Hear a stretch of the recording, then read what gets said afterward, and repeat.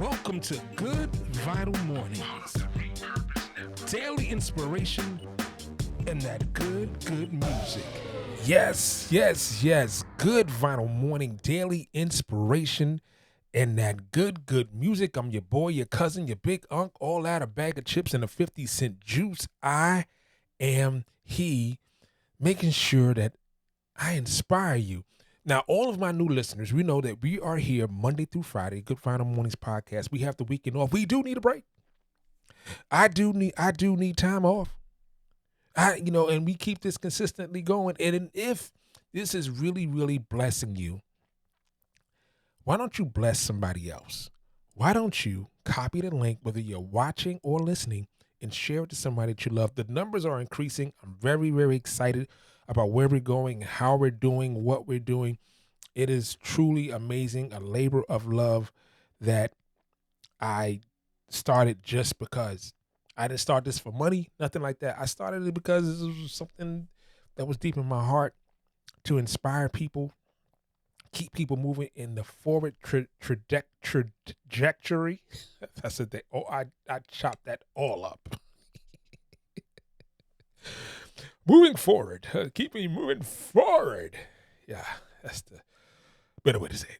Anyway, thank you so much for joining us on Good Vinyl Mornings. I really appreciate you guys tuning in. And what a lovely day it is to be alive amongst the living, like the old folks used to say in the church. To be alive amongst the living, blood running warm in your veins.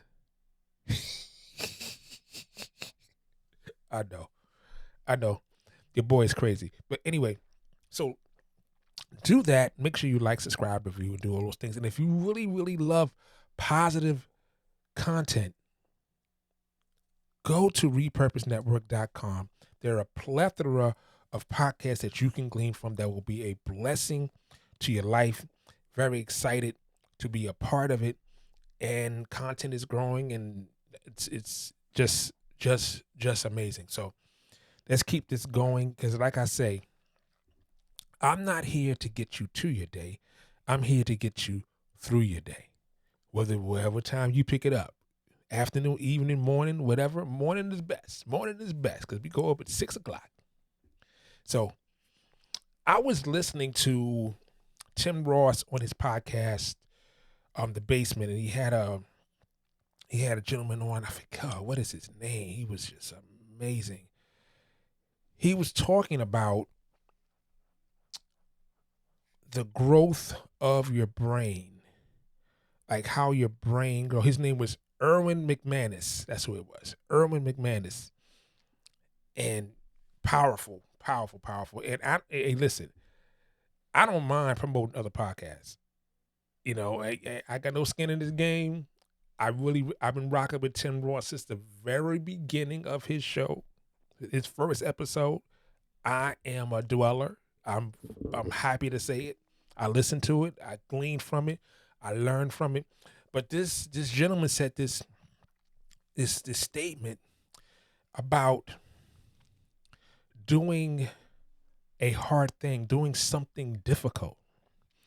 And I think a lot of times we will recoil from doing something difficult. We will hesitate from doing something difficult because it is challenging to us, right? Everything that you want in life can be found in the thing that you don't want to do. All of your best and greatest successes will be found in discomfort. You ever wonder why it's found in discomfort? You know, do you remember learning to tie your shoe the first time? You remember that? You remember? Yeah. This is what it does when you do a hard thing. Your brain grows. Now, your brain doesn't physically grow when you do something hard, but it does change and get larger in the parts when you practice new things. The brain begins to develop stronger connections with remaining cells through critical thinking and learning new things. And learning new things. Did you know that an elderly brain can be half its weight when it was a child? Which tells you how you must continue to push the envelope no matter how old you get. Eating well, exercising, learning through new things allows your brain to grow with you.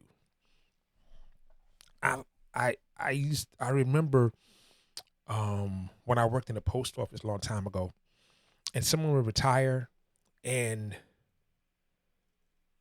they become sedentary, like don't do anything, and they be dead in a year. So you work 40 years, 35 years to sit down, do nothing, and then die. Because now your activity is gone. Your motivation is gone. I guarantee you, your biggest and best successful things in your life came from doing a hard thing, doing something difficult, doing something that was challenging to you, doing something that allowed you to push the envelope in your life, that allowed you to be in an uncomfortable space, that allowed your brain to grow, and now you're able to see more possibilities. Have you ever learned, say, a piece of software, and you hit the drop-down menu and you find another function that you didn't know it did, that you now do, and now you've implemented that, and now you found something else that it can do? Well, the whole time, that function has been sitting there. You just didn't do it. You just weren't curious enough. You just did not want to put yourself in an uncomfortable position of learning something new. Learning something new. So I want to tell you this. Run to the learning of something new. Run to it. Don't shy away. Run to it. Your biggest successes are found on the other end on uncomfortability. That's where it's found. Being uncomfortable. So let's get into some music. All right, so I love this song that I'm about to play of this album I'm showing right now. I am showing the Queen of Soul, Aretha Franklin. This Girl in Love with You. Now, I know you've listened to me talk about this song because I talked about this title song of this album. If you're listening, if you're watching, I am holding up the album cover. And I talked about this song, This Girl's in Love with You, that it was done by Herb Albert, which is This Girl's in Love with You. Guys in Love with You changed the name. He wrote the song with Burt Bacharach. And Dionne Warwick did the song as well. But we're not going to play that song. We're going to play this one. And I love you. And I love you too. And I love you. Baby, will you call me? Yes. You get there. Yeah. Call Me. This album dropped in January of 1970. Call Me, written solely by Aretha Franklin, was co-produced by Jerry Wexler, Tom Dodd, and Aretha Martin, who are just synonymous with Atlantic Records in the early days. Actually, Jerry Rexler, he coined the phrase rhythm and blues.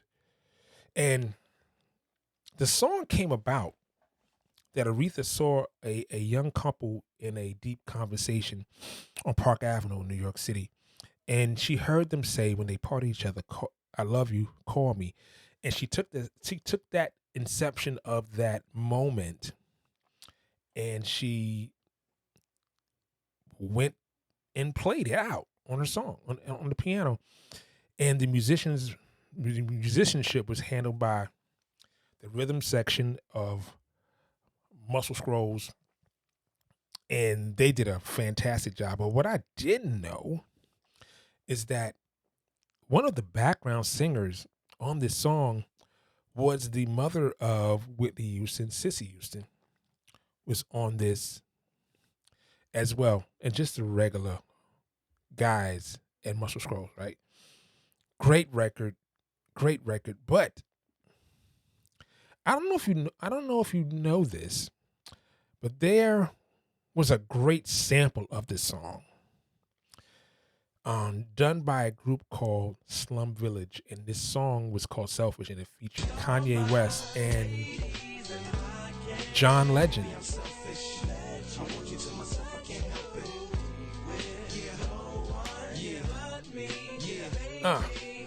And I'll be trying to come around my girl acting like Mr. Friendly and still the spotlight like Mr. So they got it right from the top of the song. Right from the top of the song, they snatched and sped it up.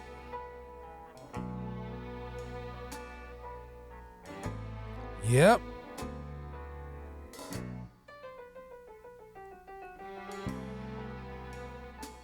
So this is what I want you to do today. Do not run from the tough thing. Run to it. Let's empower ourselves today. And I'm going to say it like my good friend Corrado always says. Be good to yourself.